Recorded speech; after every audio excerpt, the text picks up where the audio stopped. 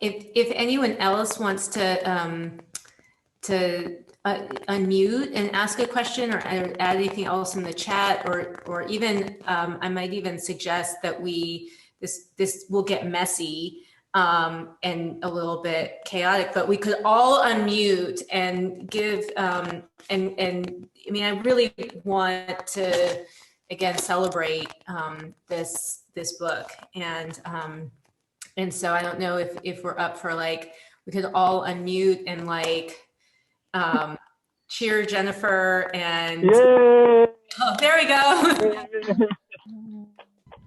Thank you. I appreciate it. I loved your reading.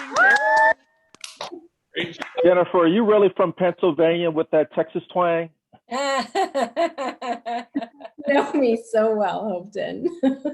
I am, but you know, I moved here when I was 9, so that's why, like, you know, I'm like so drawn to James, because I was introduced to boys right at the time, like right when I was starting to get interested in boys. We moved to Texas, so what could I do but fall in love with Texas boys, right? Yeah. Well. Yeah. I do have a question though. Sure. One, is it okay if I share with all the people here how much I don't like Adam? I was so happy that Joel broke up with him, and he behaves worse than any of them. The character I love to hate. Oh my gosh. Wow. I don't hate Adam, but I feel very sorry for him. He's very short-sighted. You're so kind. I think, you know, what's interesting to me, I was, you know, I've talked about how I think in general, like in my life, I'm really good at looking at context. So I can look at, you know, what's going on in my personal life with something, or like the girls in my writing workshop, for example, or like kind of hear what's going on in their lives, or even at times, you know, especially when my son was younger, and I'd be like, okay, he's behaving this way because of X, Y, and Z, or, and I think that's what I was like exploring a bit in all of my fiction, but particularly in I Too Have Suffered in the Garden, because there's this there are reasons why these men are behaving so badly.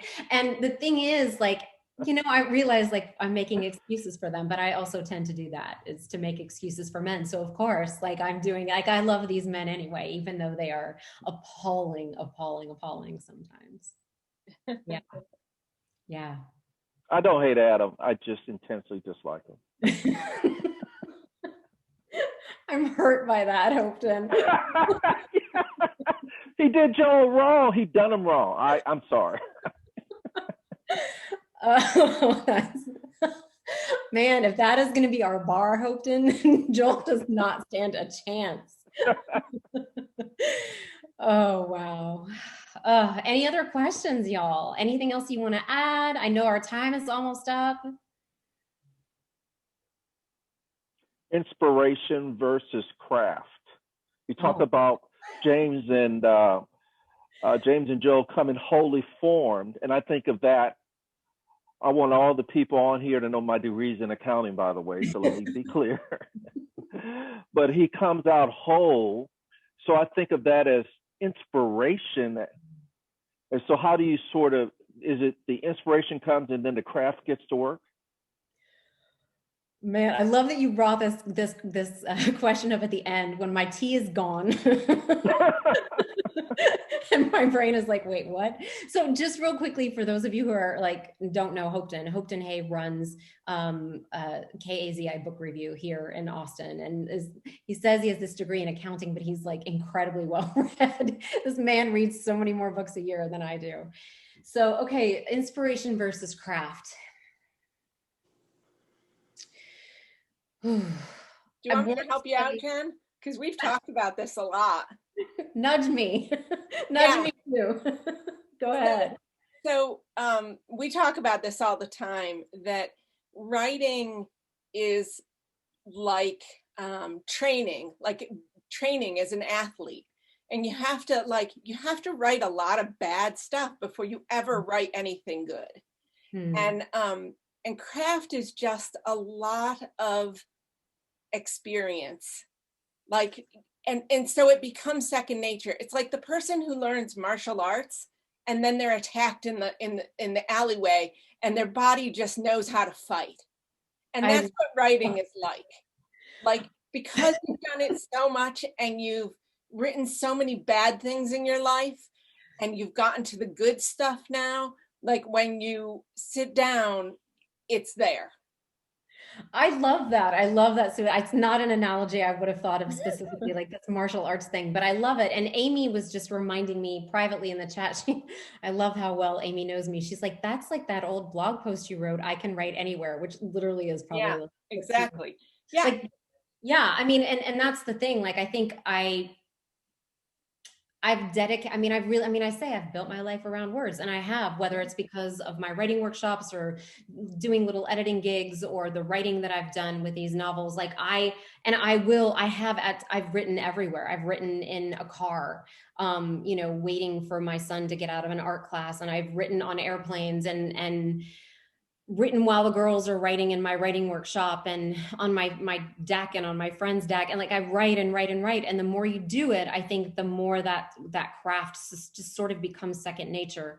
As far as inspiration is concerned, I'm surprised Amy hasn't chimed in with like another blog post about like one that I'd potentially written about inspiration, because she's that good at remembering these.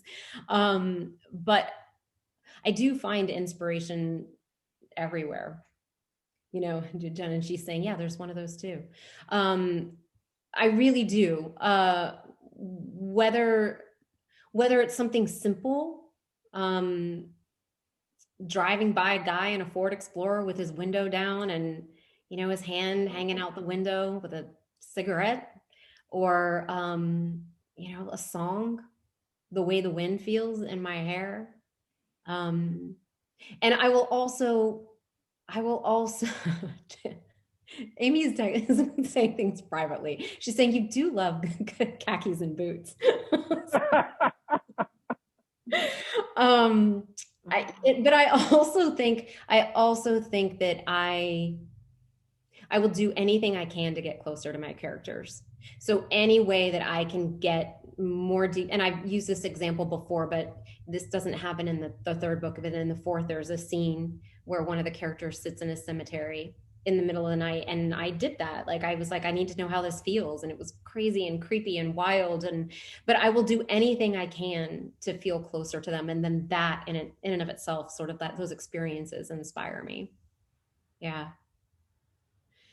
And knowing you the way that I do, and we've talked about, this whole world, it brings us almost full circle to the very beginning when you were talking about how you're immersed in this world and then you have this sparkly life, and yet there's an intertwining of the two. And so I, might hear, it's like seeing the Ford Explorer going by in your sparkly life and then reimagining that Ford Explorer in the world of these characters. And so it is, you talked at the beginning about the compartmentalizing, but I also see them as, so in knowing you, I see this really beautiful interweaving as well. And it's a delight to be a part of both worlds. And I think many of the people who are on this call are a part of both of your worlds. And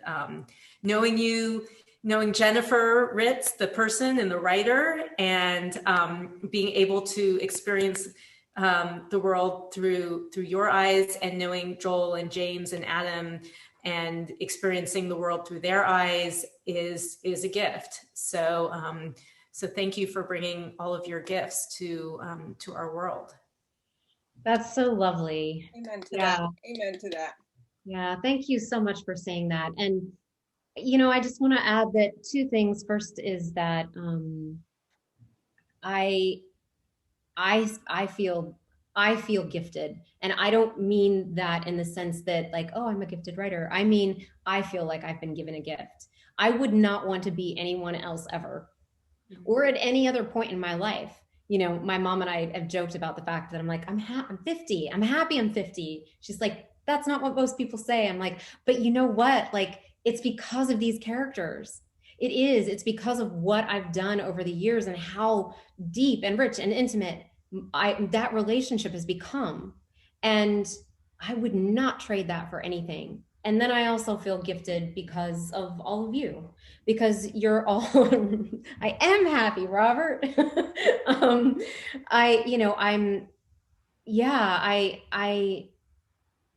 I get to share it.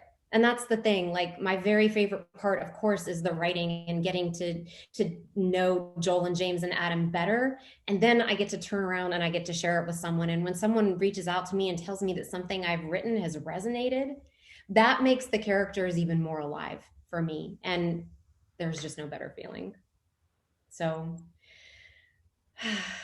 thank you all so much for coming tonight. Thank you, Jen, for this lovely, sparkly conversation, and Sue for all of your help. And thank you all for just kind of hanging out with me and sticking around. And